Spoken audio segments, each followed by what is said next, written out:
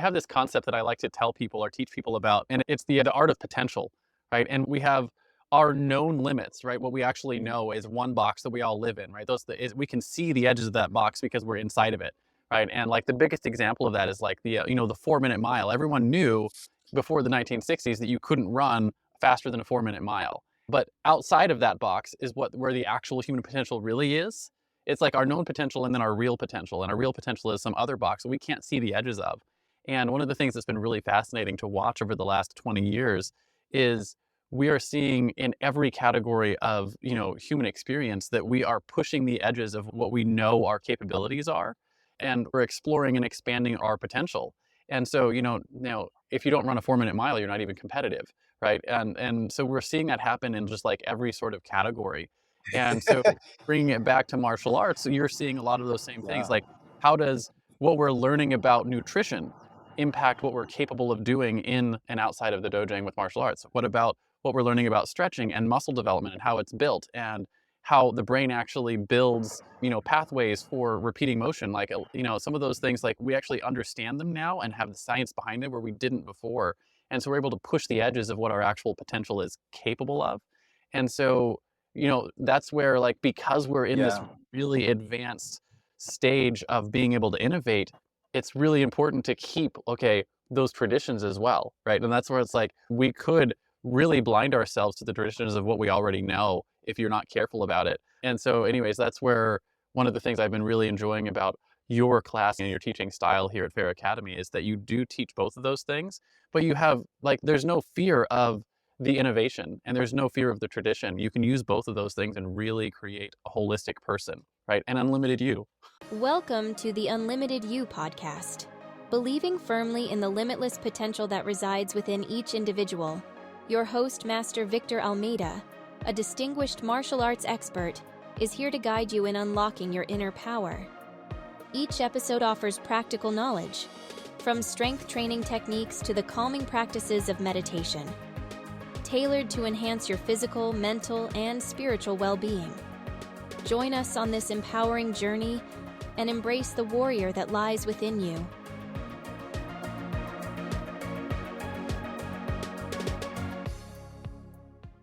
Welcome back, everybody, to another episode of The Unlimited You.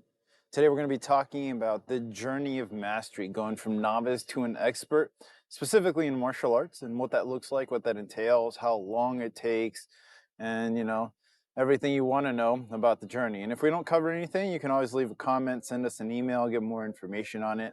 Today, we have Richard Matthews again with us today to talk about all our little training goodies. Hello, welcome. Thanks for having me back on the show. Yeah, go ahead. The internet was going a little slow there. I couldn't hear you. I said, thanks for having me back on the show. Absolutely, it's a pleasure.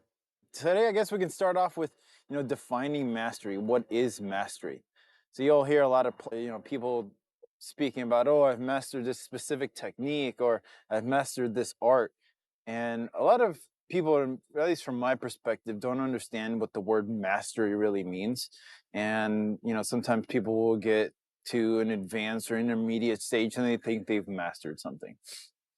Now, mastery to me requires years for you to truly master something, right? And not only understanding where it came from, the technique involved in whatever you're trying to master, but I would also say that mastery entails doing something without requiring all that initial thought required in doing it at the novice stage. So, for martial arts, for example, we do a lot of kicks, especially in Taekwondo, right? Yeah. Once you get to the level where you can do your kick without having to, think about bringing your knee up and snapping it, you can do it in your sleep and do it perfectly at speed with perfect precision or near perfect precision. That is, I think, the closest we can get to mastery, if that makes sense. What do you think about that? I think that it makes a lot of sense, and I know the journey for mastery. Like I am definitely still, and I don't know where you would consider it, but I still consider myself pretty novice on the taekwondo. But there's several other skills that I have mastered, and you go through that process of, in our family we call it the great suckitude, right? Where you just aren't good at it, and you have to go through that, where you have easy skills that you just have to learn how to do. You have to just what would the word? You have to like slog through and just sort of learn how to do the things and teach the brain the aspects that you need to know. And you move forward with each of those things until you eventually get to the point where it just becomes easy. And then once it becomes easy, you can continue to refine it, and then it becomes something you don't even have to think about. And once you get to that point, then you can, that's where you've achieved the mastery where it's just second nature to do those things and to do them correctly. Yeah, absolutely.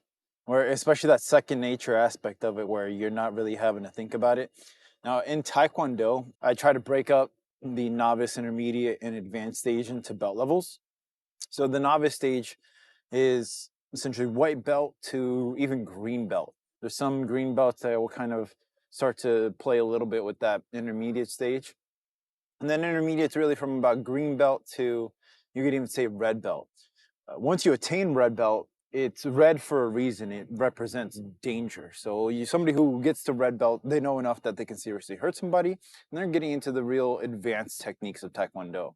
After red belt, consider that advanced techniques. You're learning more difficult kicks, more difficult movement, and once you get your black belt in Taekwondo specifically, we consider you a trained student. So you haven't mastered anything. I don't care how good you are, you haven't really mastered anything.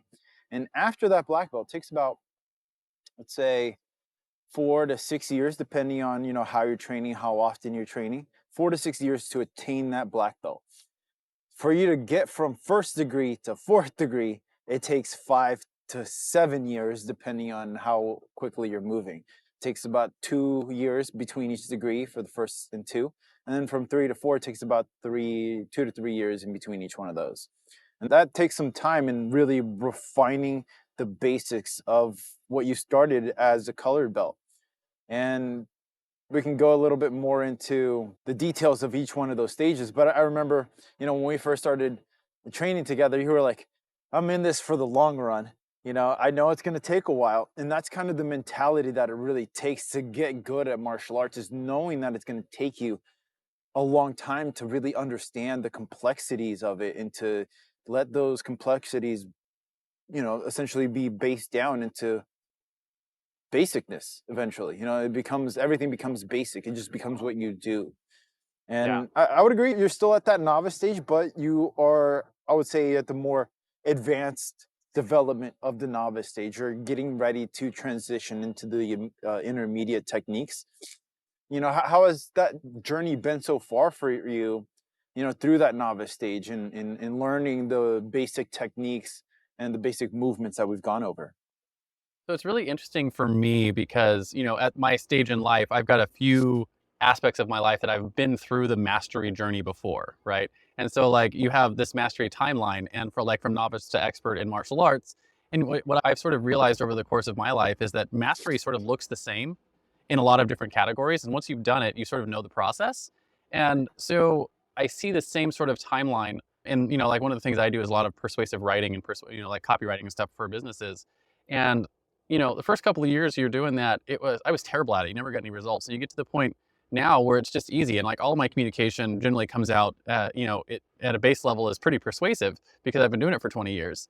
And I know it's the same kind of thing with the martial arts, that when I first started doing it, I was like, this is really hard. And it's hard to get your hands to do the things that you need them to do. It's hard to remember like every little motion that we do has all sorts of like tiny minute things, like the positioning of your feet and which part of your hand is flexed and which one isn't. Like one of the things that you taught us was you flex the three fingers, right? Your first two and your thumb knuckle, and then you relax the last two. That took forever for me to like just be able to remember to do that. And now it's getting to the point where like every time I make a fist, it just defaults into that position. And the thing that I've recognized is that anything that's worth mastering is worth putting at least 10 years of your life into. And so I know that was a discussion that we had at the very beginning, is like, hey, if I'm going to train with you, I want to know that like you're here for the long haul, and I want you to know that I'm here for the long haul, right? I want to actually put in the time and the effort to be a master of this, because I want to master my body and master my fitness and master those kind of things. And knowing that I'm going to have to go back to the part that is hard, right? And I find it useful for me, like as a parent, to show my kids that I'm willing to go back into that novice stage to learn new things, right? Because they're doing that all the time now, right? They're doing it with like learning to read and learning to write and learning to do the dishes and learning to do all sorts of different things.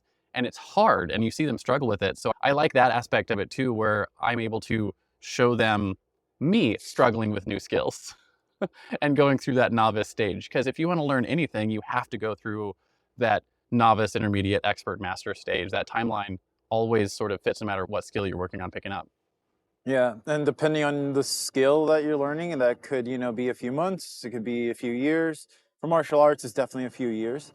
Yeah. And in that novice stage, we're really learning some of the basic techniques that later on we're going to essentially be building on top of.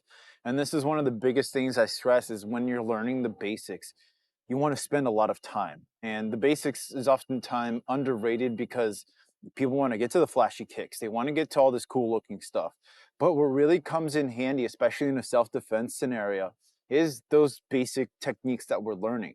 For example, your front kick, learning to bring the knee up, snap and put it down really fast, right?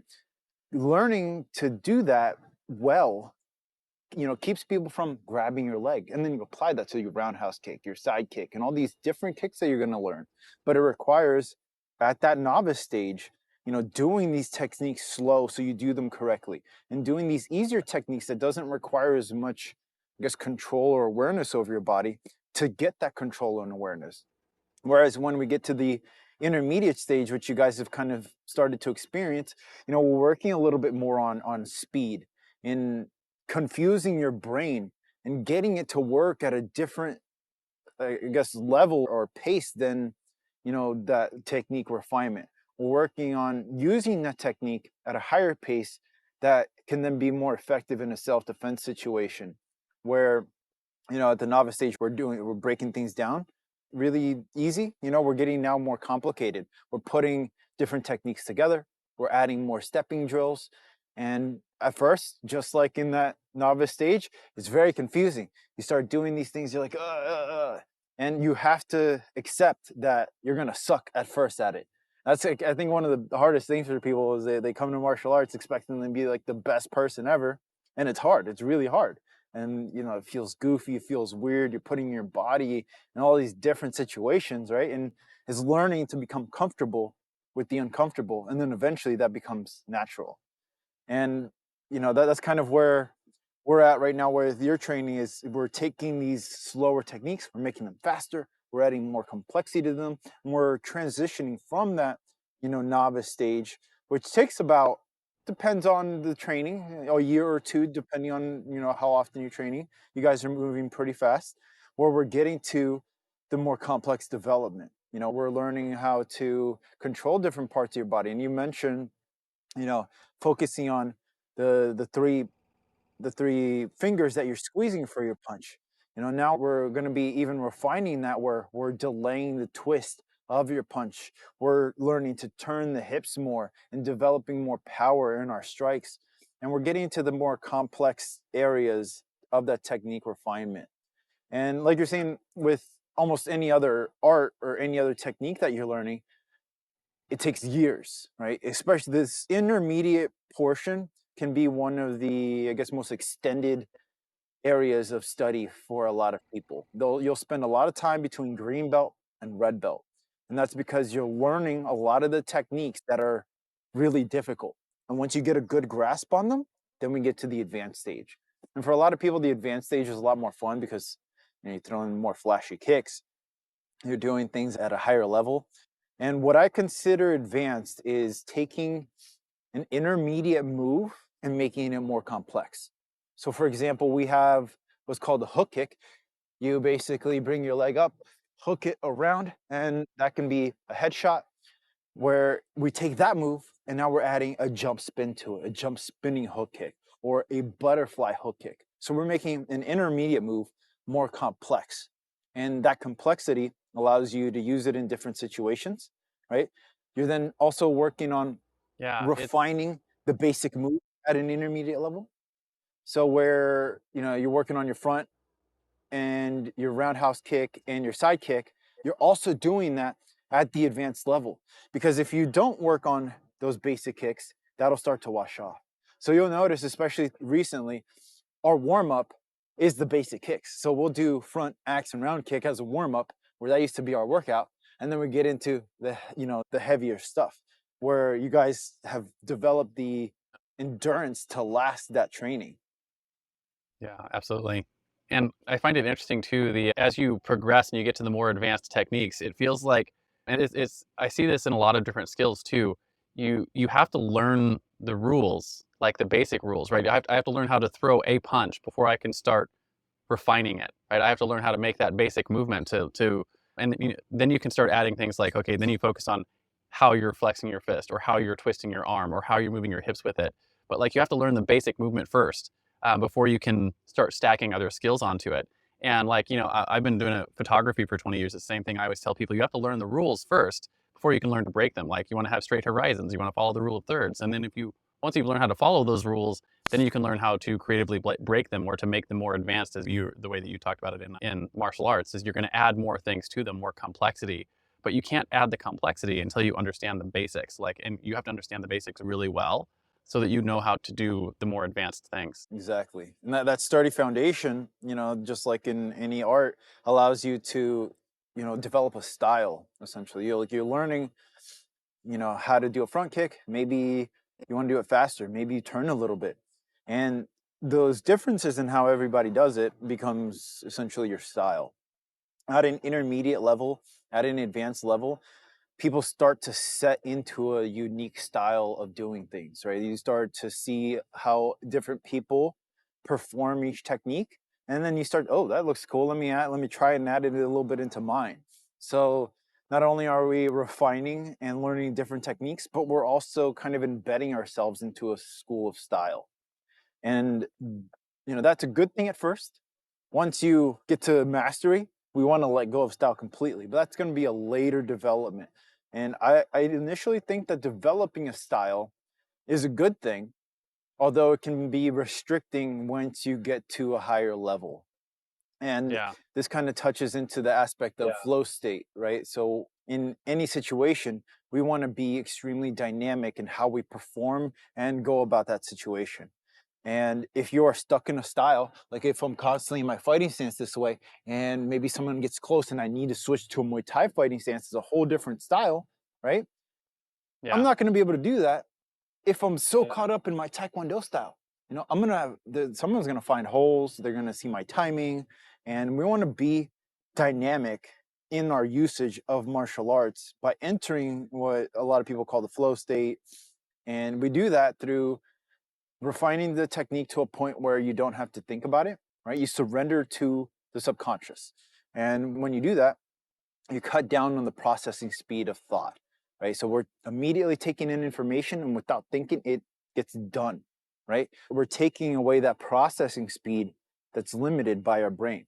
And that allows us to really transcend technique, really transcend strength levels and refinement of reflexes and instinct, right? So we're completely relying on instinct here, and that takes a lot of training. That's why I say it was one of the last developments in the advanced stage is once you have really practiced your hard techniques, once you've done refinement, you've developed some sense of style, is getting to unlock that flow state in almost any manner. And I'm sure you've experienced this Yeah. maybe while, on a call or doing other things in your life. You get in this zone where everything just kind of channels into it. I have that in writing, right? I've been doing writing for so long and to your point, mastered several different styles of writing, from persuasive writing to educational writing to several different pieces like styles of writing now that they just come really easily. And it's the kind of thing that like once you've gotten to the point where you've mastered it, you can sit down and when you get to that flow state, you can just write. And I can write 2,500, 5,000, 7,000 words in an evening and have really good content it's like almost ready to publish, just needs a little bit of, maybe a minor bit of editing at the end, right? Because it's something you've been doing for so long that it's instinctual, right? So if I want to sit down and write a blog post, or I want to write a newsletter, or I want to write a copywriting piece, or I want to write anything, I can just sit down and do that because I've been through that, 20-year mastery timeline journey from, novice to expert and mastered several different styles, and I can jump into and out of different styles for whatever I need and creative storytelling and whatnot. And I know that like I see the same process happening in our martial arts stuff in a couple of different ways. So one, I see it on my side, like where I'm at, And, I can tell that I'm novice, that I'm still working on those real basic movements, but you also demonstrate everything for us. And every time I see you demonstrate for us, I'm like, man, it's just so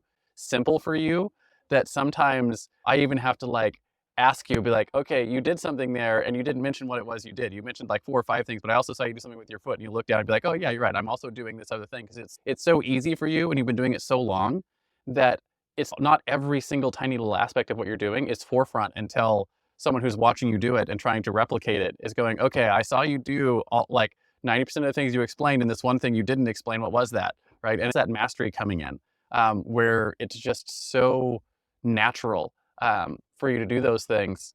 And particularly with like your foot movements and your breathing, that like I still have to like think about how I'm placing my feet on the ground and how I'm breathing with every movement. I know like in class yesterday, I was talking like, every time I do this, I find myself really tensing up my abs and then not being able to breathe. And you're like, oh, yep, that's it. Here's how you can help fix that. Right. And I don't know, like I can just see the difference from someone who's a novice and working with someone who's a master. Yeah, and that's kind of something that a lot of people in the advanced stage will get confused about. They'll get to this point where, they feel that all that comfort in those areas. Like they know where to put their feet, they know how to move, they feel like they got a good kick. Maybe they can beat everybody in their school in sparring or forms, right? But the world is a lot bigger than the people we experience in our school. And Yeah. the skill level is very big once you get to that advanced level. It is, and this is where the lifelong development of martial arts is key, right? And once you get to a certain level, there's endless refinement. And a lot of people don't see that, where you can always make your kick faster. You can make it move in a straighter line. You can snap and turn your body more to develop or deliver more power in a strike, right?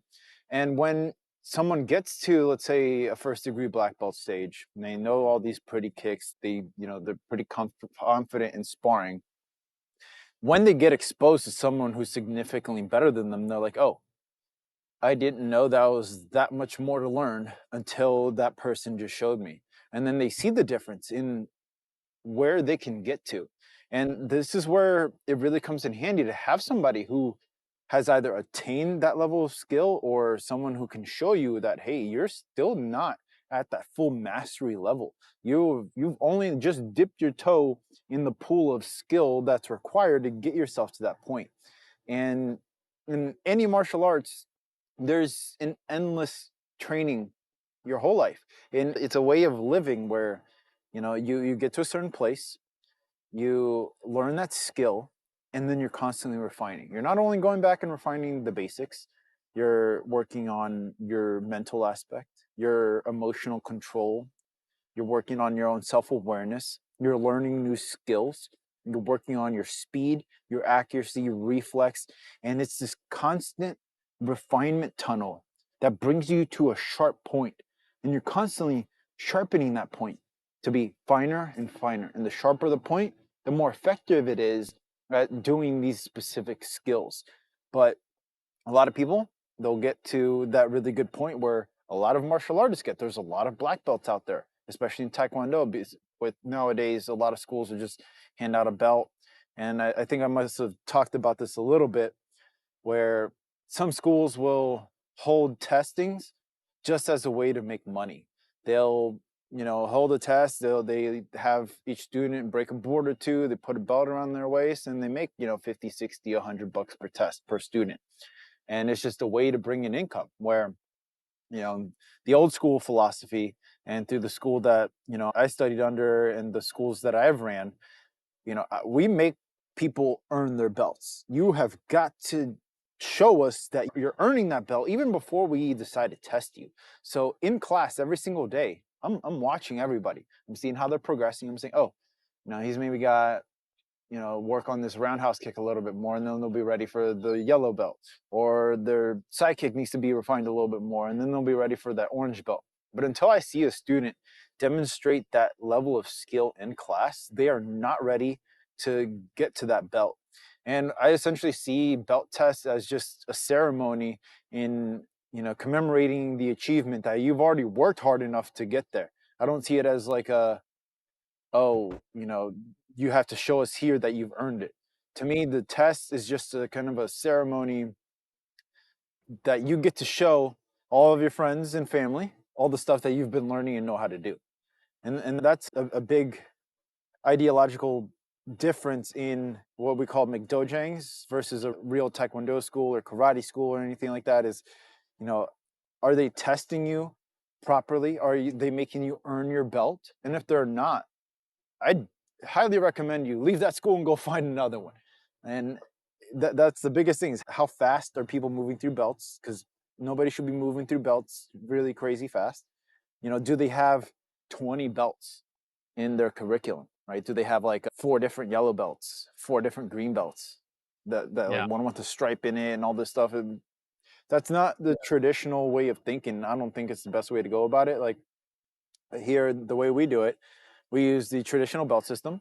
It goes white, yellow, orange, green, blue, purple, red, brown, recommended black belt, and then black belt. Where the recommended black belt, you're essentially getting ready for your black belt, and then you get your black belt, and then we start the degrees.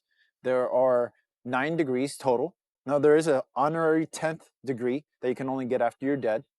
And once you attain So you don't 4th want degree, that. you're Good. considered a master. Once you attain 7th degree, yeah, right. We don't want to get the 10th degree. Once you get to 7th degree, you're considered a grandmaster. And once you get to 9th degree, you're the highest grandmaster in your art. It is very hard to get to a grandmaster level. It takes a lot of lifelong learning and continuous development. When you get to 4th degree in Taekwondo, we consider that essentially the end of you learning the moves and the basic skills. It then gets into teaching, and through teaching you learn more. You learn deeper about each skill. You start having to break down how you're doing each technique to then show other people, and that allows you to see the moves differently. So usually we have anybody who's in black belt at a full-on school having to start assist teaching class, because it really does help in the development of that person. But Yeah. the belts should just be essentially, I think we talked about this, just you then that belt telling you where that student should be. And I think we mentioned this on the last episode that we talked with, that like it doesn't necessarily mean they're the best. It just means, hey, they should know this, if Yeah. that makes sense. It's really fascinating too, because like I see the same thing in my life, right? We run a podcasting agency, so called Push Button Podcasts. That's what we run this your podcast through. And on the mastery stage, I have to teach all the time, like 3, 4, 5 times a day, on the couple of things that are really important for podcasting. And one of the things that I've noticed is the more that I teach, the more that I actually get up and have to explain the same basic thing over and over again, the better I get at not only doing it myself, but also at explaining it to the next group of people. And so it helps me to understand the things that are actually important, the things that actually like move the needle for people in their understanding. And I know, like, I see that in you in our training classes, as like I ask questions or my son asks questions.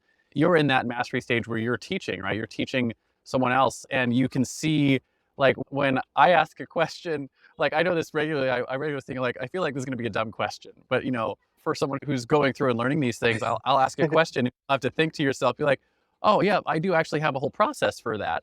And then you have to like backtrack in your own head and work through your process so you can learn to teach it. And so it's not just like when you get to the mastery stage where you're at, right? You're like, I think you said 4th degree, right? 4th degree black belt, that you are learning probably as much from teaching us as we are learning from you while you're teaching us, right? So the journey doesn't stop just because you are at the I mastery would say teaching. so. Yeah. Exactly. It always keeps going. And the second you stop growing, like you can maybe stay stagnant, right? You can keep that flat line, which is still really hard to do.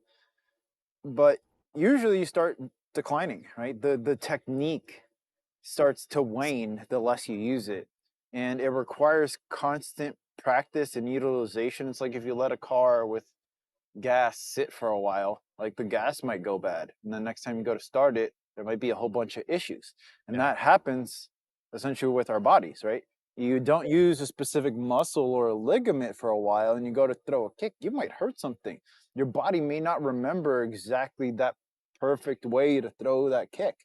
And it's been a while. So it takes a little bit for that mind and body connection the mind muscle connection to reestablish if you haven't been exercising that. And this comes down to changes in the brain, where the more we train, the more we strengthen specific neural pathways and strengthen them. So this includes focus, this includes perception, situational awareness, establishing a sense of calm. All those can start to decrease as you lessen training, and that also has different effects throughout our life. And this is why we call it a lifestyle, because you're changing the way you live, not only inside the dojang, but outside of it as well. We're learning to be more mindful in the way that we speak to other people, in the way we speak to ourselves, and in the way we go about all these different tasks, because we know at the end of the day, it affects how we're thinking, and it affects how we're performing in every different situation. And this is a good transition into how cross training and I guess training like meditation, breath work, calisthenics, strength training, and stretching really plays a role in your development in martial arts.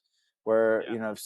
I've had a few of my past students come up to me and, explain to me that, so a few years ago, it was right before the pandemic, everything closed down, and I actually stopped teaching at the school that I was teaching at, and I opened up my school, Fera Academy, in September of 2020 to start teaching in person outside in like a safe environment. And I essentially got new students. All my old students stayed at the old school. It was closed down throughout for almost a year, and they started, ramping up training again. And since then, I've been traveling, so I haven't been able to teach in person. We train online, but a lot of the students that I used to teach in person, they've come up to me and they've said like, "Hey, this teacher's not doing this. We don't exercise much anymore." Or they've gone to a different school and they now experience a different way of teaching. They say, "Hey, we're not doing this, and I feel these different impacts." Like some martial arts schools, they won't do physical exercise, which I'm completely against. Like you need to do physical exercise to stay fit so you can properly defend yourself in a situation. And they'll come to me and like, "Yeah, we just do kicks and forms. We don't do any push-ups, no squats, no running." I'm like, okay. This I wasn't aware that some schools they're just trying to learn technique, and I don't necessarily agree with that. And this can be applied to any discipline where you go to learn any skill, and they're missing different aspects that are going to have this compounding effect on the direct training of that skill. Yeah, yeah. It's the same thing I feel in like this might have impacted your art world. personal decision. Yeah, it runs over in a lot of Yeah, worlds where when I'm looking to get good at anything, I'm always looking at what are the skills that are analogous to it that you should also get good at. So if you're looking to get good at writing, you also want to get good at getting speaking, and you want to get good at learning how to do research, and you want to learn to get good at doing storytelling, right? There's all sorts of aspects that go into that. And so you cross train in all those different things so you can sit down and actually do the writing. And what I've noticed in working with you at Fair Academy is that we do train the techniques, and like the techniques are an important part of our stuff, but you also are training us in so many other aspects of it. So, right, we're doing the cross training in the breath work and in the meditation and in the yoga and the stretching and I'm going to forget the other one, the calisthenics is the word. And all of those things are having a big impact on everything from like my posture to how I breathe to all these, like they all tie into the little aspects that you're learning, and they make your techniques better. They make your ability to understand the techniques better. And the other thing that it yes, does is you're building the skill of mastery, right? Like, because that's what this episode is about, is like that timeline of mastery is like, yes, it's a skill set to learn how to master a skill. And you're using Taekwondo as like your skeleton framework that like, hey, this is the thing we're going to master. And what does it take to master something? Well, it takes the time. You have to go through this novice, hmm advanced expert, master sort of like timeline, but you also have to master like all the little branching skills that come off of it in order to actually truly be a master. So you're actually teaching the skill of mastery. So you can take that and then learn other skills. And I know I've seen some of your work in other areas, right? You're also a fire spinner and you do incredible glass work.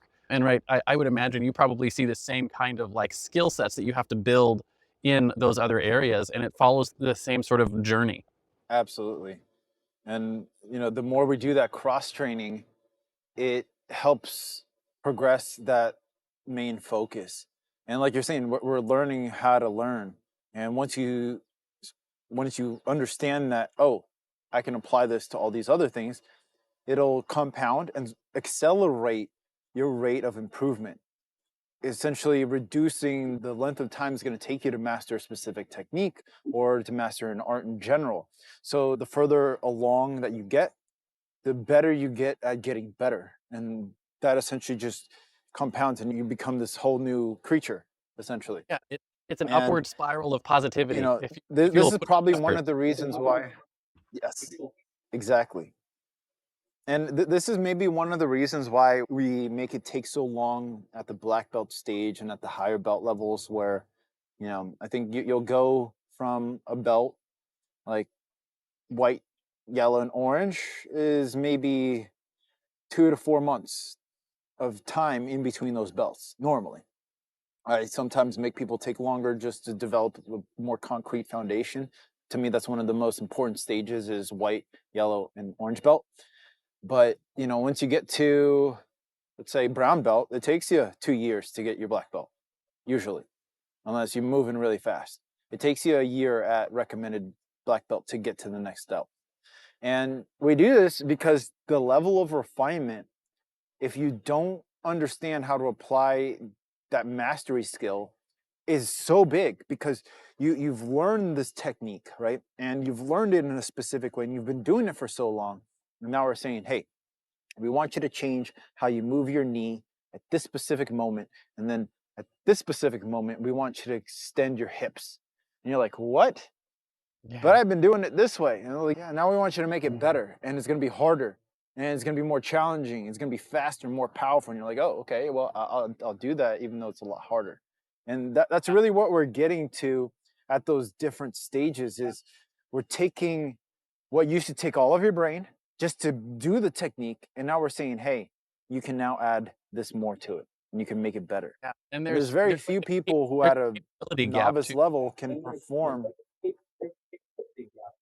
And like Yes, the capability gap exactly. comes from things like Exactly. I know, like right now, my son and I are struggling. Well, not struggling. We're just in that novice stage of like we can't do like the full splits yet in either of the things, which restricts our hip movement, right? So like some of those things that you're talking about in the more advanced levels, like our body isn't even capable of getting into the position to add those yet. Right?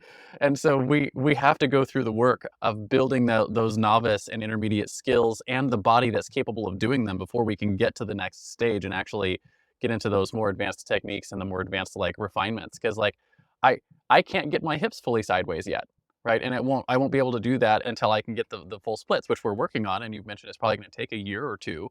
But like some of those more advanced things that you're talking about, like I just physically can't do yet. Yeah, and in the progress that you've made from when you started training is very significant. But you're right. It takes a while, and we want to do it slowly so that we don't injure specific ligaments and connective tissue in the body. And that also comes back to the physical transformation and the mental transformation that you undergo through this novice to expert stage. Is your body has to get used to and strong enough to be able to do some of these techniques where you know not a lot of people can do a pistol squat, which is a one-legged squat.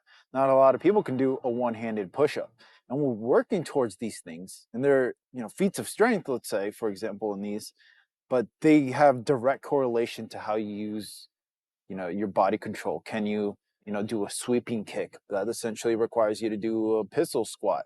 Do you have the flexibility to do the split so you can do a head level kick, right? That Yeah. all has different effects, and it allows you to perform these techniques differently. So Yeah. that's extremely Like important, and the more you I'm in train, a position the now where more capable you're going to be, and it trains your body to allow you to do that. yeah, where I see the same thing like with working on like our roundhouse kick and the axe kick, which are like your base level kicks. And I know like one of our goals is to be able to get those kicks both to head level. And I know that like the neither my son or I are getting our kicks to head level yet, and it's because we don't have the hamstring flexibility to get up there. And it's like we can't actually move on to the next level kicks until we build those baseline things. And like it's cool to see the progress as you're going through, and to see like what skills you have now and how like what you're working on translates into more advanced skills. And then it's also interesting to see how like as we're building all of this foundational skill sets, particularly like one of the reasons why I'm excited about doing the martial arts and the calisthenics is like all of these skills and the body that comes along with them translates into almost anything else we want to do, right? It gives us a, yeah, like, well, to Exactly. just use the term from your show, the unlimited self, right? The unlimited you, right? Like that my body is not the thing that is telling me what I can or can't do today. Exactly. Right, that's such a cool progress to see Exactly. happening in my own life. Yeah. And, for to kind of play into what you're saying here, like I started fire spinning maybe 2 years ago now. And I've only been really dancing for maybe 2 years. And my progress through that has been significantly higher had I not done martial arts because it's given me, more awareness of my body and how I move, more control over it. And I can take that and translate it into these different subjects. Like I know for certain that my bow training, that's essentially the staff training, we call it a bow, that has played, unsurmountable influence in using the fire staff. Now you can't do specific techniques, like I'm not able to touch myself with the ends of it like I do when I tuck it for a weapon. And the fire staff, you flow more, but there's a lot of the movements, and there's a lot of essentially the focus and the way I'm moving my hand that correlates directly to using that. And that took like a mental and physical transformation in applying it differently and taking that mastery and applying it to something else as well. Yeah, and I noticed the same thing with my son, right? So my son actually has been fire spinning for a long time. He's been fire spinning for almost 4 years now.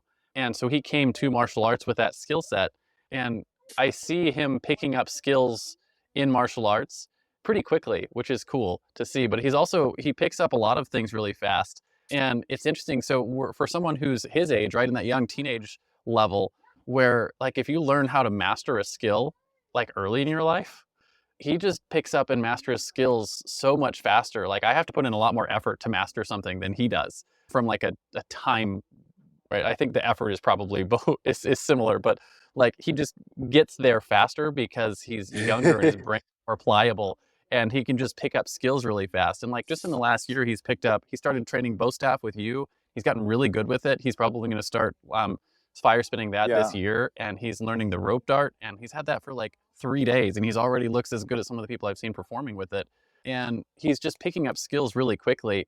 And so like to that mastery and physical transformation thing, the earlier in your life you can learn to build this mastery timeline, right? And actually like the more skill you have, right? The more you can apply it in your life. And I think that's really cool.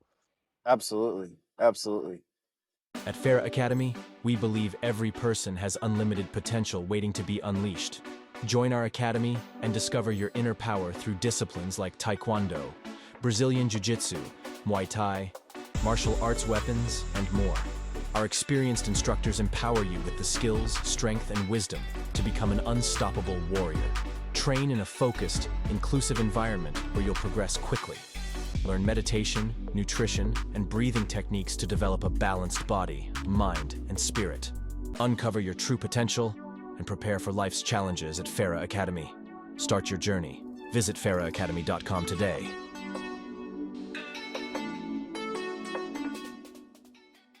And we're also learning, the cultural and historical aspects of these arts. So through learning Taekwondo, we're learning essentially Korean culture, where we often bow as a greeting and as a way of showing respect. We're learning how to count in a different language. We're learning different commands in a different language. And this goes back to keeping the tradition of the art, which, like, let's say you go to like a UFC gym and you're learning straight MMA. You're going to be learning different striking formats, maybe Brazilian Jiu-Jitsu or wrestling on the ground. But you're not really touching the deeper aspects of these individual arts, their meaning, their cultural representation. And this gives different perspective into, not only how the art got to where it is, the meaning of it, but it also carries with it the specific, like, I guess, power, and that's the best way I can put it, where uh, it creates a safe space. You know, you step into a dojang or a training space, and you know that you're being taken care of, that you're there to grow and to learn, and it's a very different mindset because of this historical and cultural respect to the art that you start to learn as you start to master these things, and then you start to understand, oh, hey, this is why about, oh, this is why we do this, because it brings about the different environment in training. And I think a lot of people don't necessarily connect the dots and how important that is. And I know a lot of Brazilian jiu-jitsu gyms really do a good job of this in creating a safe atmosphere. Let's say, for example, you're training somewhere, and here comes this guy who thinks he's better than everybody, who's trying to like beat everybody and tap everybody out. That's not going to be a good environment to be in, where you're not going to feel safe. You're gonna go roll with that person, and next thing you know, they got you in an arm bar, and they might overextend, and you may break or hurt your arm. So the way we do it, in having that respect for the tradition, the culture, and learning the those traditional roots, really helps us understand the core of the martial arts, which we're learning, self-control, we're learning perseverance and respect for not only ourselves but the people around us as well. And Yeah. I think that's really understated in a lot of different schools and martial arts journey. I really love the thought process too of balancing tradition and innovation. And this is something I talk about a lot in our podcast on we have a podcast called The Hero Show, and we talk about this idea of balancing tradition versus innovation. And it's super important. I think a lot of people miss it. And you see this in politics. People argue about this all the time. People argue about, conservatism versus progressivism. And that's the same argument, tradition versus innovation. And you realize that like innovation and the future and like actually getting good at things and progressing things forward has to be seated in the traditions of our past, right? Because we didn't get to where we are on accident. Right, right, and we haven't gotten to particularly like with Exactly. martial arts as the example, like it didn't just happen yesterday. There's thousands of years of history here on why we're holding our hands this way and why we're bowing the way that we are and why we're doing like all the little things. There's reasons for those things to exist. And you might find in the process of innovation, right? Just to use an example everyone is familiar with. In the United States, we had this Declaration of Independence that said all men are created equal, and then we still had slavery, right? And so at some point we were like the tradition of slavery conflicted with the innovation of all men are created equal, so we eventually fought a war over that, and we changed it, right? We changed the that story, and so you have to do that balance. Sometimes there's things in tradition that you'll have to remove, for the sake of innovation to make something better. But there is so much to our history, and right, like we've survived on this planet for thousands of years. So, there's benefits to the tradition and there's Yeah. benefits to the things that we do. And so it makes sense to learn those stories and to understand them and to see where, like what we were talking about before, where it's okay to break the traditional rules to make something better and where the traditional rules shouldn't be broken, right? Because we've already gone down that road and realized that Absolutely. those are all terrible. And so you have to have both. And I think it's a really important, useful distinction. Yes, absolutely. And some of those traditional values get lost in a lot of schools, either because they haven't been taught that, and then they're not teaching it, which is a problem, right? Or they just don't think it's important. And the traditional values give that kind of scaffolding, not only for how you teach, how you treat each other, but meaning behind what you're doing.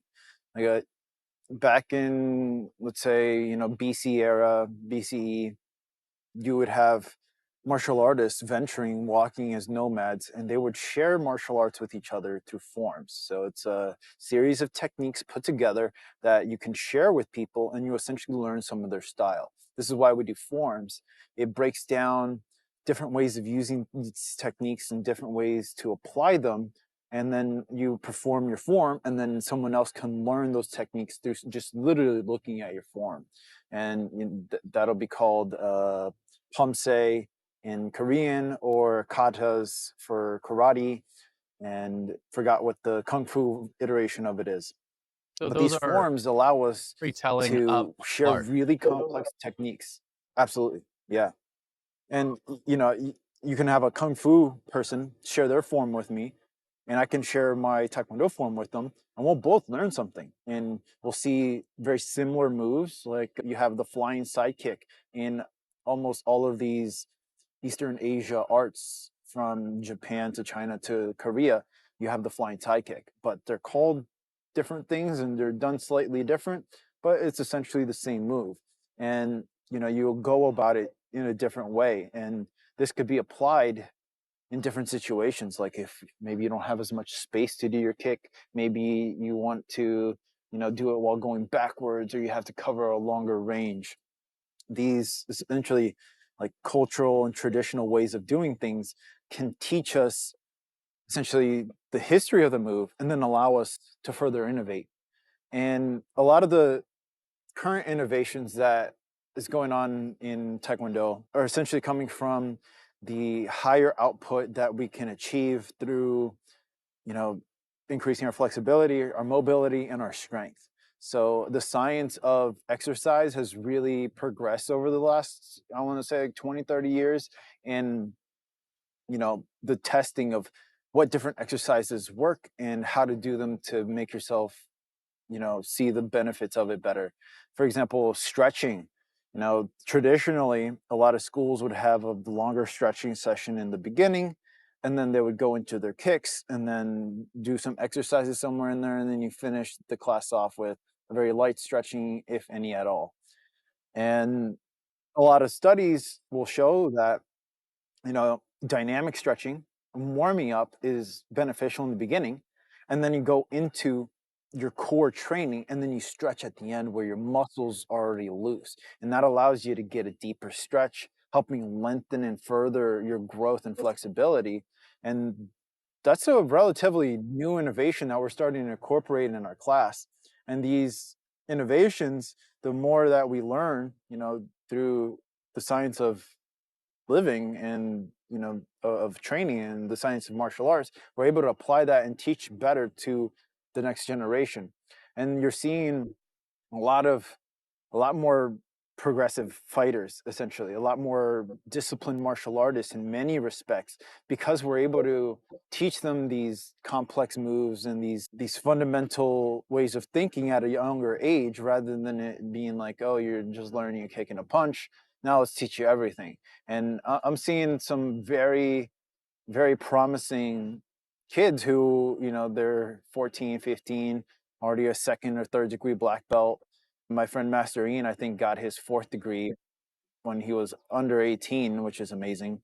And they're really pushing the limits of like what you can do, because they're starting Yeah. to train at a young age. They're being exposed to different things, and they're helping innovate the art. Yeah, it's really interesting. I have this concept that I like to tell people or teach people about, and it's the art of potential, right? And we have our known limits, right? What we actually know is one box that we all live in, right? We can see the edges of that box because we're inside of it, right? And like the biggest example of that is like the 4-minute mile. Everyone knew before the 1960s that you couldn't run faster than a 4-minute mile. But outside of that box is where the actual human potential really is. It's like our known potential and then our real potential. And our real potential is some other box that we can't see the edges of. And one of the things that's been really fascinating to watch over the last 20 years is we are seeing in every category of human experience that we are pushing the edges of what we know our capabilities are, and we're exploring and expanding our potential. And so now if you don't run a 4-minute mile, you're not even competitive, right? And so we're seeing that happen in just like every sort of category. And so bringing it back to martial arts, so you're seeing a lot of those same things. Yeah. Like, how does what we're learning about nutrition impact what we're capable of doing in and outside of the dojang with martial arts? What about what we're learning about stretching and muscle development and how it's built, and how the brain actually builds, pathways for repeating motion? Like, some of those things, like we actually understand them now and have the science behind it where we didn't before. And so we're able to push the edges of what our actual potential is capable of. And so that's where, like, because we're in this Yeah. really advanced stage of being able to innovate, it's really important to keep, okay, those traditions as well, right? And that's where it's like we could really blind ourselves to the traditions of what we already know if you're not careful about it. And so anyways, that's where one of the things I've been really enjoying about your class and your teaching style here at Fair Academy is that you do teach both of those things, but you have like there's no fear of the innovation and there's no fear of the tradition. You can use both of those things and really create a holistic person, right? And unlimited you. Absolutely. Yeah. And here's kind of one of the pitfalls of the innovation that we've seen in Taekwondo, especially over the last, I want to say 20 years. When Taekwondo got added to the Olympics, it really changed the sport because when they added it to the Olympics, we don't score it like boxing. It's not, oh, you can knock somebody out. And it's called point sparring. You get a specific point for different hits. So you get 1 point for a punch to the body, normally, 2 points for a kick to the body, normally, and then 3 to 5 points, depending on what tournament you're at, for a kick to the head. And I think they give more points for like a turning kick or a jumping kick to the head, depending on your tournament. And what this does is it changes the way you train. And this also goes for Brazilian Jiu-Jitsu. Point rolling, you get a point for throwing somebody down. You get a point for mounting them and taking their position over. It changes the way you think about rolling and about self-defense. And I don't think this is necessarily a good evolution in either discipline or in any discipline where you're prizing making a point over self-defense. Because the people who train those specific ways, they're gonna be they're going to be developing bad habits in the self-defense respect. For example, if you watch Taekwondo Olympics, their hands are down here. You can't even see my hands. They should be up here guarding the face, Yeah. ready to block the head. Oftentimes their hands are down. They're not even afraid of that head level kick. And, if somebody does get in close, their head is completely open. They'll get knocked out by somebody who's actually practicing the self-defense aspect of the art. Because what ends up happening with the point sparring is you use a lot of front leg kicks, which are really fast, but they usually don't have a lot of power. And you can walk through. I would take a front leg kick to get inside of them to then give a more powerful strike if I knew that's the situation I was in, right? So that compromises your self-defense aspect of your training, where you're putting yourself in actually more danger by training this way than you would if you were training in a traditional sense. Like if you look at Taekwondo in, I want to say the 60s or 70s, there's a lot of good videos out there and different trainings, especially if you're on social media a lot, that they practice speed, power, and really hard delivery. Like you'll see somebody going off on a bag. It looks like they're about to like destroy the world. Versus a lot of these new style, they're just flickering their front foot, and you're like, what is this? Like you may touch the person, but you're not actually delivering an impact. It's not actually functional. So we have to be careful in our innovation that, like you're saying, we keep an eye on the tradition of it. Why is this art a thing? Why do we do it this way? And is the new way better? And if it's not, why? Right? And from a personal story, all of the schools that we trained with in Maryland, Taekwondo, we would have essentially a local tournament, and none of our schools agreed that the new point sparring method of the Olympics is we just don't like it. We're all against it because of the way you have to train. And we came up with the new method of essentially scoring sparring, which is closer to boxing. Are they effectively using the martial arts for self-defense? Are they applying their high-level moves effectively? Can they block? Are they reacting? And it's not just, oh, am I hitting you in the head? Am I doing a head level kick? Am I kicking you in the body and then I'm scoring a point down?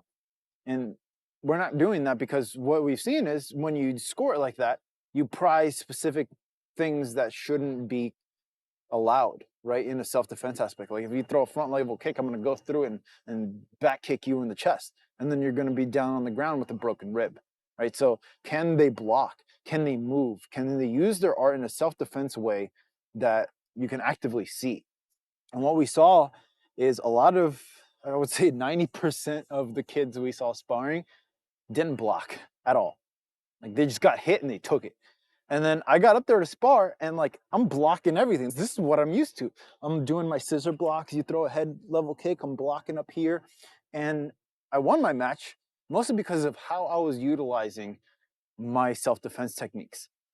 And, I did throw a hook kick and I got this guy on the head and I got, that was a display of using my higher level techniques. But like the person who I was sparring against, they were using a lot of the front level kicks. He would come in over my head and try to land a kick on my head. And it's like, okay, you may touch my head, but it's not going to hurt. And when he did that, I trained to punch to the head.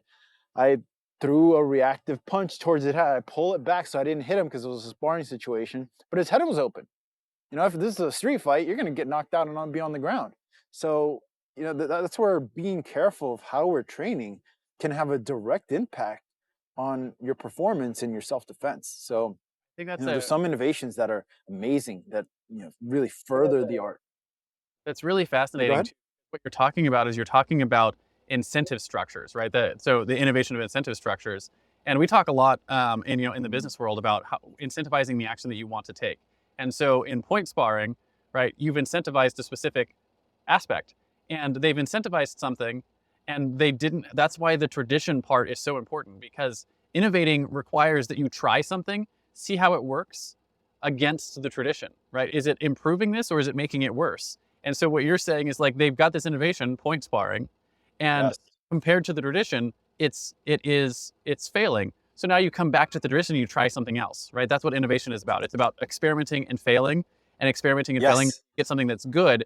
And the stuff that's good is the stuff that survives, right? It's the stuff that gets added to tradition, right? And so that's where you have to Yeah. have balance Yeah. of tradition and innovation. So you're saying, hey, this point scoring method is not a good innovation because it gives bad results. Let's rethink about how we do this, right? And so your schools in Maryland were talking about how to develop a different incentive structure in order to score it and turn it into into a sport that people want to watch and be judged on, right? So can you have both? Can we still score this and still keep all of the Yes. traditional aspects? And so that might be the kind of thing that might get experimented with over the next couple of decades until you get something that actually ends up being the tradition, get added to the tradition of martial arts. And that's why you really have to have both of those pieces of balancing the tradition with the innovation. Because without the tradition, then you just end up doing, to your point, dumb things, or in this case, dangerous things, because, the Yeah. original purpose of a martial art is for self-defense.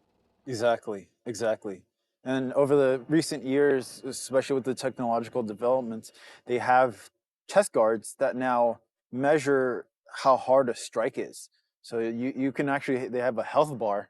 It's almost like a video game. There's two health bars, and the harder you hit somebody, the more health it takes away from, their bar. And essentially, the more damage you cause, the more their health bar reduces.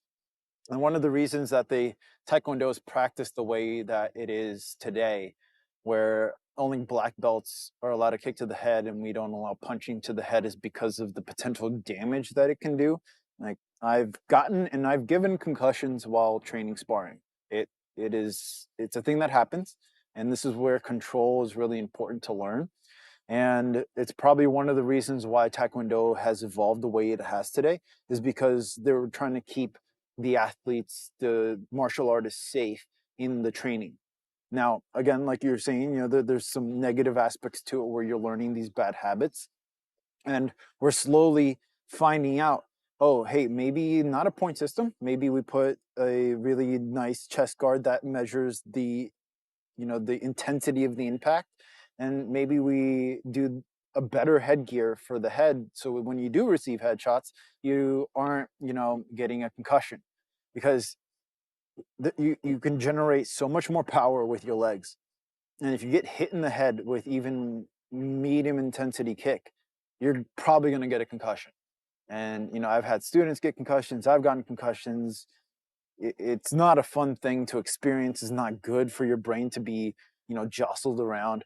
And there's been a lot of improvements in headgear, and I think I'm personally excited to see the direction that the sport's going to go once we remove this whole point sparring thing from the system and we really get back to, hey, Yeah. who's striking more and who's striking harder and more effectively. And to Yeah. your point earlier, it's a self-defense thing, right? So if you're sparring, you shouldn't get hit in the head, right? You should be blocking those things. Your hands should be up. If you're getting hit in the head, you're doing something Yes. wrong. Yes, exactly, exactly. Yeah, and if you're not learning to defend yourself, what are you learning?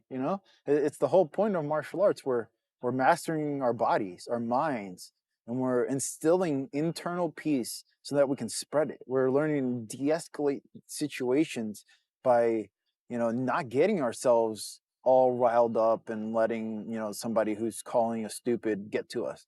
We're able to walk away from situations. And this is where, like you're saying, the traditional values and the traditional teachings really come in handy, because we're learning these things that some schools, in my opinion, honestly just don't even teach. And they don't find it important because they don't think people want to learn these things. And it's not about what they want to learn, it's what they need to learn. Like, people need to learn how to control their minds so that way they can control their actions. A lot of, in today's culture, we want to control other people and tell everybody else what to do, but we forget to tell ourselves, you know, I'm the boss of me. I can only really tell myself what I'm going to do, what I'm going to say, how I'm going to act. And once we realize that we can only ask or suggest people what they're going to do, that we all need to turn that light within and control ourselves and master ourselves, then there's going to be a whole new wave of evolution throughout society, in my opinion. And that's where I think, implementing Taekwondo, or at least martial arts in general, any kind of martial arts, whether you learn Kung Fu, karate, Taekwondo, I always come back to those, Muay Thai, Brazilian Jiu Jitsu, that it can create such a strong foundation for child development. And, you see this in China, you see this in Korea, where majority of the kids there are, they have to either learn Taekwondo or they have to learn something else so they can learn, they can learn how to grow, and you get better, more effective people this way. And I think it's really undervalued in Yeah, teaching I the have a youth thought on that martial too. arts. Like we've Yeah. been talking about like the pace of innovation just in our world at large, right? The amount of things that have happened just in the last several years with, you know, 5G internet 100xing our speed capabilities, and like the innovations that are happening in batteries, and the innovations that are happening in learning and in science and in processing power. All these things are like, our world is moving really fast, like really fast. And if we're going to be able to keep up with the pace of Yeah. innovation, we have to master the skill of learning, right? We have to master this skill of mastery so that we can, just as human beings, keep up with the pace of the way our world is moving. And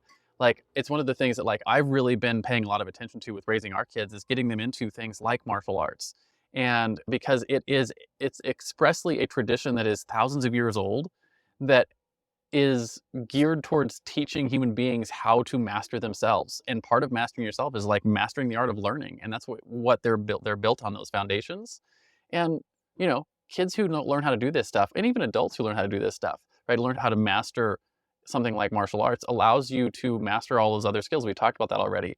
And it's not going to be a thing that's optional 15 years from now. It's going to be the kind of thing that like either you're learning to master these things and learning to master yourself, or you're not going to be able to keep up. You won't be competitive in any marketplace.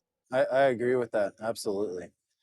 And Yeah. just as a kind of last line over me, so as a last little note to kind of everybody, anyone who's out there looking to get into martial arts, make sure not only first you pick a discipline that you feel you connect with, but go to the school and see if you can do a free trial class. If they don't offer a free trial class and they have a 4-class program, try that out before you commit to, lifelong training at that school. And you want to see, are they making you do physical activity? Are they making you do jumping jacks, push-ups, squats? Are they having you stretch for an extended period of time? Are they going over a technique slowly, allowing you to refine it, giving you good feedback? And are they teaching you, core values of the discipline? Or are they just getting up there and the class is kind of boring? They just show you a technique and then and then you go home. You know, when you're looking for a good martial arts school, try it out. Make sure it's done well. Make sure you're getting all of these different aspects of it. And if you're not, go find a different teacher, because you're going to be wasting your time.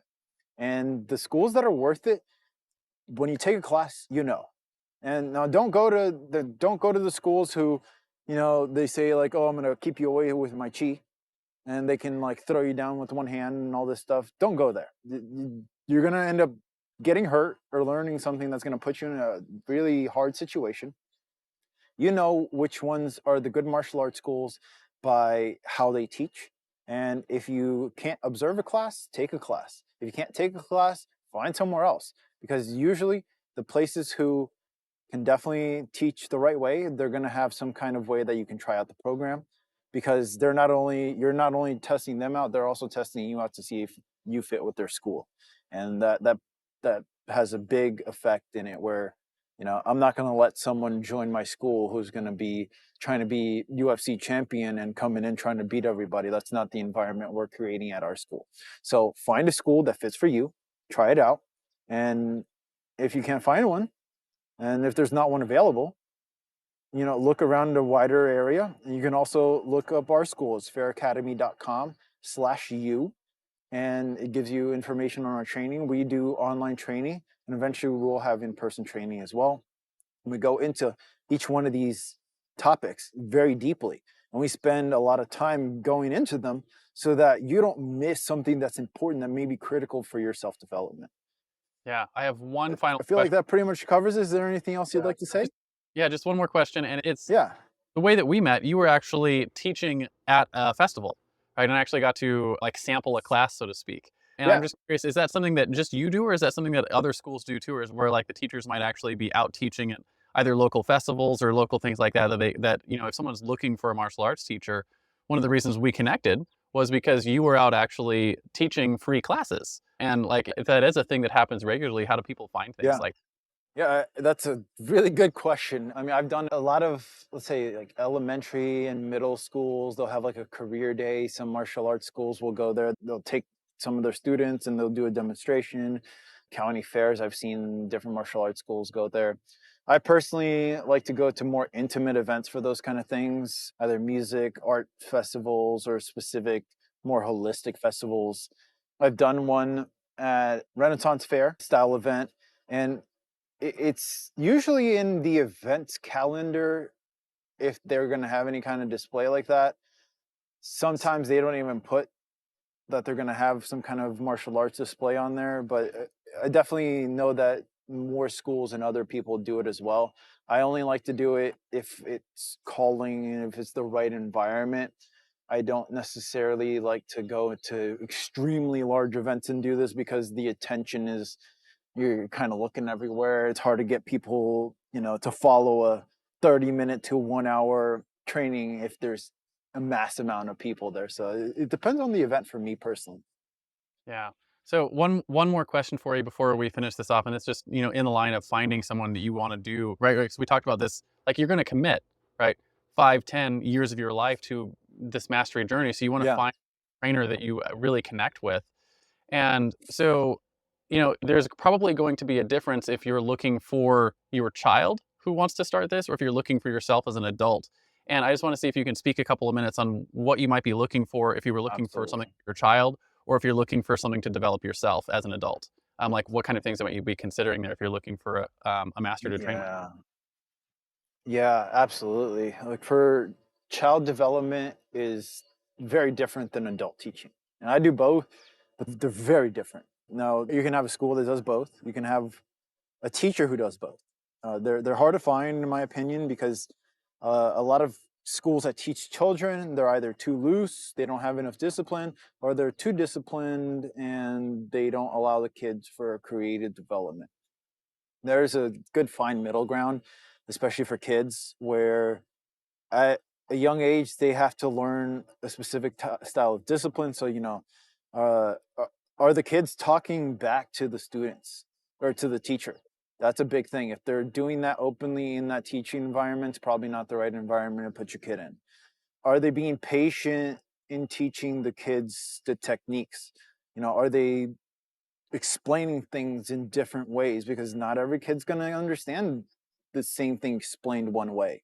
Are they taking, do they have assistant instructors that they're able to go around and help, some, like a class of 30 students? I usually have an assistant or two that can go around and help fix different things as I'm teaching and leading the class. And especially for the kids class, you know is everyone paying attention? A lot of martial arts schools, unfortunately, can get boring because of the way that it's being taught, and you'll start to see kids go, "Mm, up." playing with the pants and all this stuff, right? So a well-led class is very organized. Everyone's yep, yeah, be. You're holding that ready stance, and the teacher is often able to hold everybody's attention, 100% of the class. And if somebody falls off, they are good at seeing it and calling everybody back to attention. I think those are the most important things when the kids class is concerned. As far as adults, are you getting physical activity? Is that teacher knowledgeable? And you're only really going to be able to know that through seeing how they teach. And you can also look at the more advanced students, right? So if you go in there and you watch only the lower belts, like white, yellow, and orange belt, maybe come and watch a higher belt level class. Look at their techniques. Are they doing high level stuff? Are they being taught well?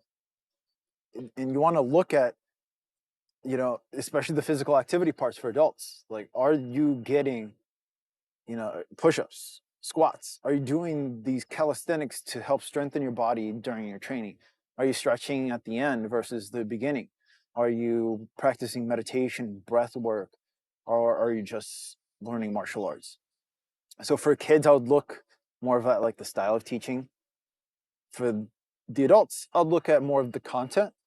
And usually if the style of teaching is there for the young kids, you're going to have a lot of that content already there. Now, of course, you want to also look at those things that I mentioned for the adults, for the kids, but the disciplinary, the attention holding for kids is especially going to be important, especially with, telephones and all this stuff. Like, kids are on their devices all day. So you want to have a teacher who can hold their attention, who can speak to them with patience and calm and show them a different way to do things, that they're not yelling at the kids. That's a big thing. You don't want a school who's out there and they're yelling at the kids. It's not a really healthy environment.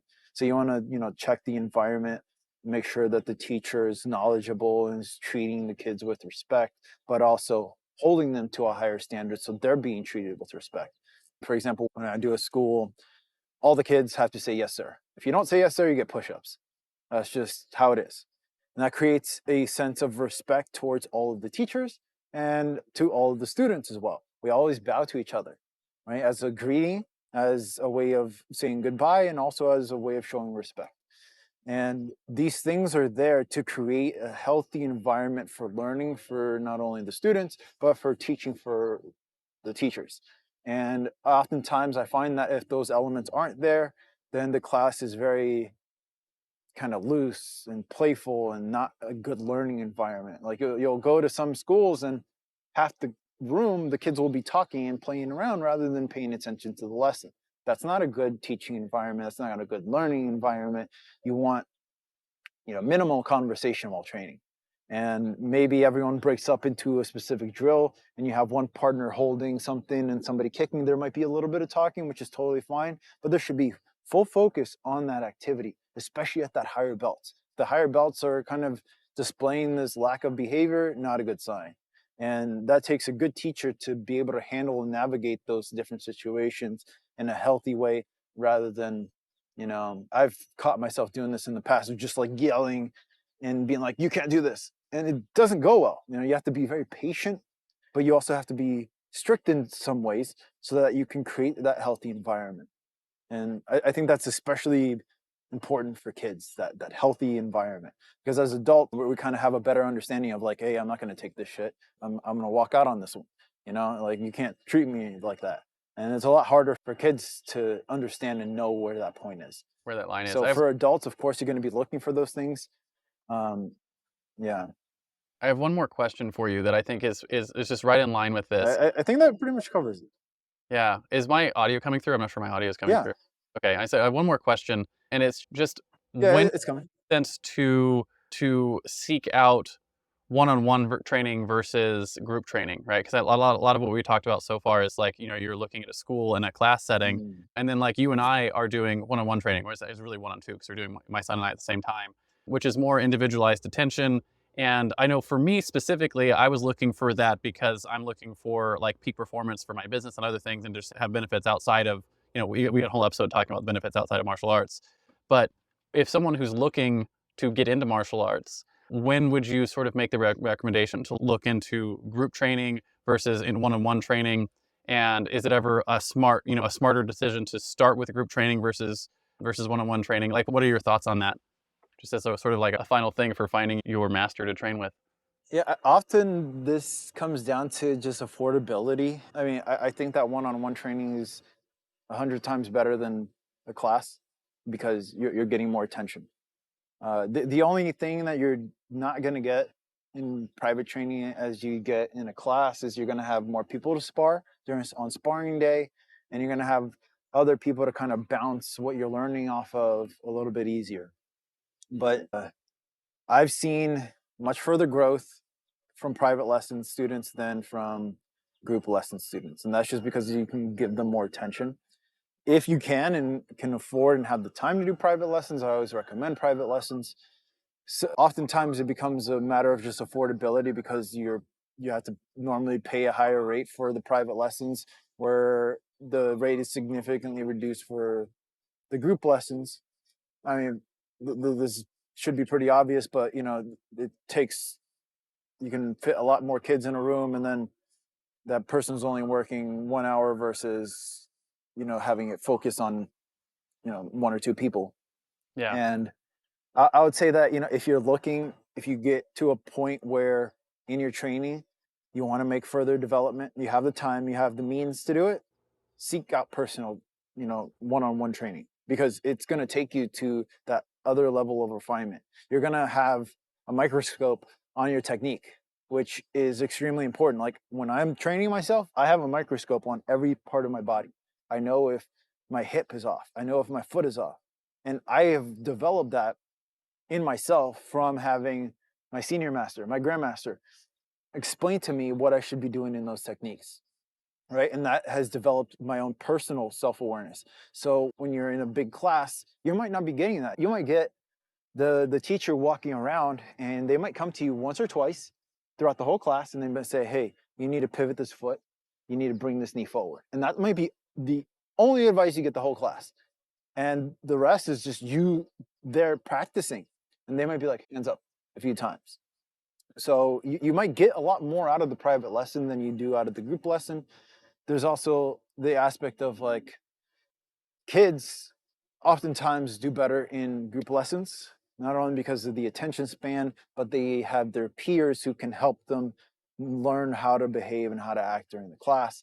Like if you have a whole bunch of people standing still, it's going to be a lot easier for them to stand still than if they're there by themselves, right? So you have this kind of positive reinforcement aspect from a group lesson, that approach of it.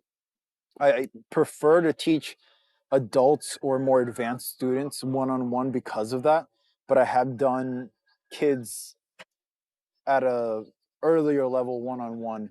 It just becomes a little bit different of an environment. So I usually suggest, if you're starting off, your kid's like 4, 5, 6, all the way up to 10 years old, maybe have them go try a group lesson. If they are, starting to go to different competitions, maybe they're a higher advanced belt, red belt, black belt, look for the private lesson. They're going to get so much benefit out of that. They're going to get, you know, that microscope that they maybe need in order to get them to that further level. Or, especially adults, I highly recommend private lessons, because then you're going to get more attention on the details that adults are a little bit better at putting that focus and that effort. Although kids can often learn faster, it takes them a little bit to learn the whole discipline side of the martial arts too. Yeah, and I know, like for me personally, the speed of and that speed of results is that part where like I have the financial wherewithal because I'm doing it as like a part of our business and to help impact our bottom line and that kind of stuff. But I also have like I'm not young anymore, so I would like to learn all these things as soon as possible and get myself to the where I want to go as soon as possible. So for me, that decision was like, hey, I want to have one-on-one training, and I'm willing to invest in that. And so, hopefully, if people are thinking through that, and those are just some of the decision points that you might be looking at. Yeah, and another aspect would be like, we both travel, so at this moment in time, I can't be at a school physical location 12 months out of the year, so that makes it a little bit difficult. And for the people who are traveling, they may only have the ability to do one-on-one online training. There's not many schools that do group online trainings just because it becomes very difficult to manage and see a whole bunch of people, you know, performing online.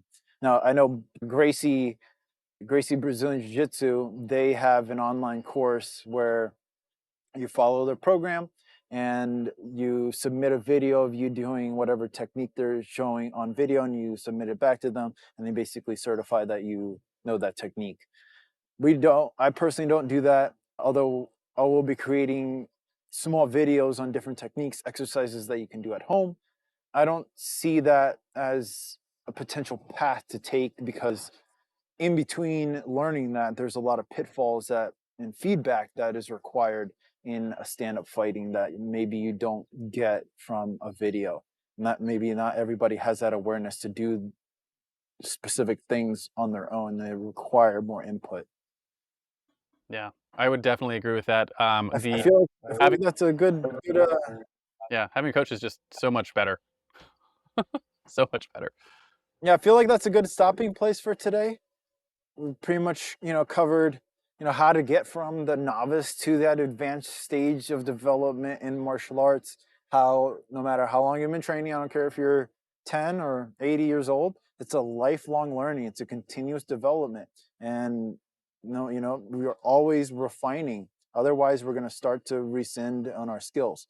And how important it is to train other aspects of the martial arts so that you can improve the mastery of the martial arts in itself. And training other things, we can always bring those things back to our actual martial arts training, and how martial arts transforms our physical, our mental selves, and how incorporating tradition with innovation can help us get to a new place and transform the world of martial arts. Because again, the goal is always to spread peace and become the warrior inside, so that we don't have to become the warrior outside. But we're always ready to defend ourselves, because that's the whole point. And you can check us out on feracademy.com/you. Make sure to like, subscribe, and we will see you all for the next episode. Thank you for joining Victor and Andy on the Unlimited You. Make sure to visit our website, www.feraacademy.com, where you can subscribe to the show on iTunes, Spotify, or via RSS so you'll never miss a show. If you found value in this show, we'd appreciate a rating on iTunes. Or if you'd simply tell a friend about the show, that would help us out too.